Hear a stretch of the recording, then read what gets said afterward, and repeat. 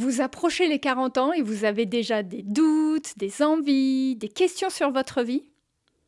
Vous n'êtes pas seul. On appelle ça la crise de la quarantaine. Mais si c'était plutôt un réveil? J'ai vécu ça. À 40 ans, ma vie a pris un tournant. Et bizarrement, celle de mon mari David a également pris un tournant à ses 40 ans. On a déménagé de la région parisienne à Miami, puis de Miami à Sarasota. Pile à cet âge. Coïncidence? Je ne pense pas. Aujourd'hui, je vous raconte notre histoire et je vous donne des clés pour transformer cette crise en opportunité. Restez jusqu'au bout, ça va vous parler. Tout a commencé il y a quelques années. Mon mari David approchait ses 40 ans. On vivait en région parisienne, une vie confortable, mais est venue l'idée, l'envie de changer d'air, de quelque chose de plus grand. On est venu en vacances à Miami et on a pris une décision folle, quitter la France pour Miami. Oui, Miami, les palmiers, le soleil, la chaleur, la culture, l'énergie, les couleurs, mais aussi l'inconnu.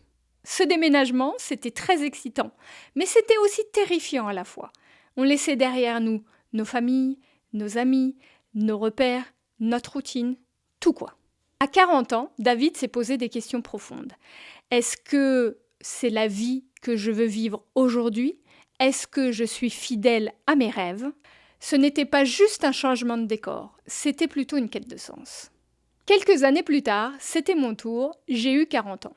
Et là, même sentiment, même question profonde, envie de renouveau. Est-ce que je vis la vie que je veux aujourd'hui?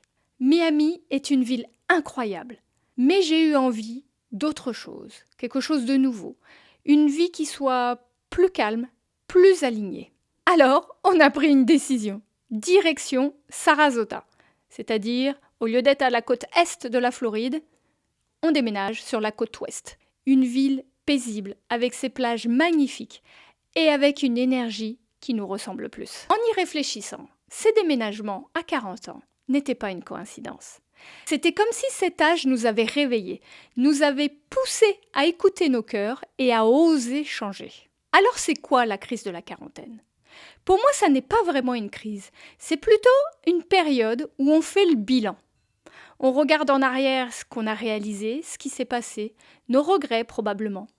Et on regarde en avant ce qu'on a encore envie de vivre, ce qu'on souhaiterait changer, ce qu'on souhaiterait apporter de nouveau. À 40 ans, on a assez d'expérience pour savoir ce qui compte vraiment pour nous.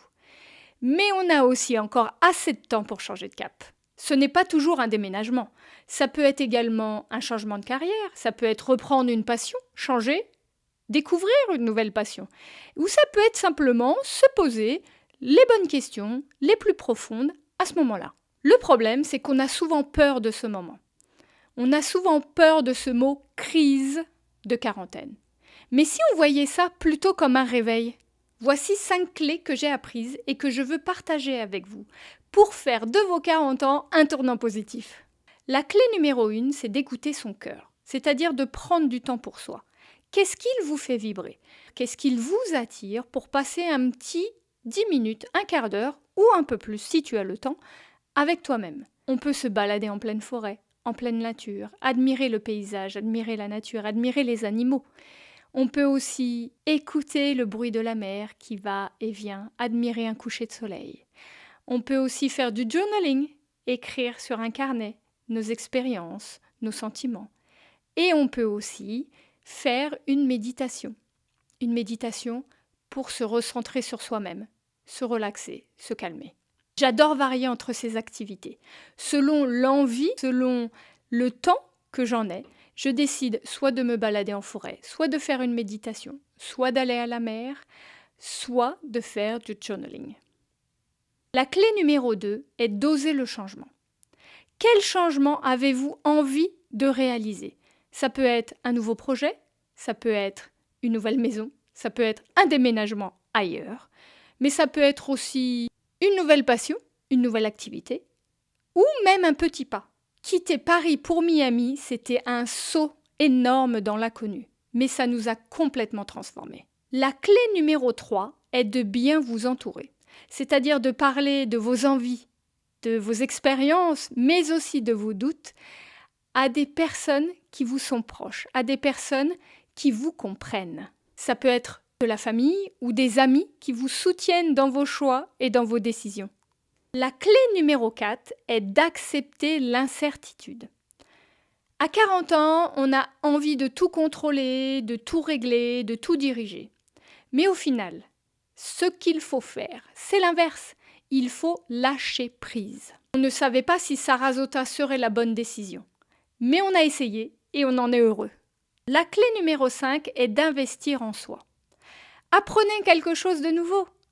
Voyagez, partagez, reconnectez-vous avec une ou des passions. Pour moi, c'était d'explorer la spiritualité, mais aussi de partager mon parcours sur Mandy Lights Up. Ces 5 clés que je vous partage ne sont pas des simples clés. Ce sont des choses qu'on a vécues, expérimentées et qui nous ont aidés à transformer nos 40 ans en nouveau départ. La quarantaine, ce n'est pas une crise. C'est plutôt une chance de créer la vie qui vous ressemble. Pour nous, c'était Paris, Miami, puis Sarasota. Et pour vous, ça sera quoi? Dites-moi en commentaire, quel changement vous a transformé à 40 ans?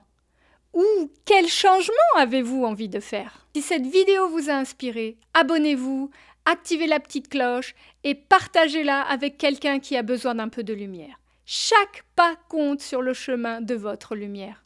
À bientôt!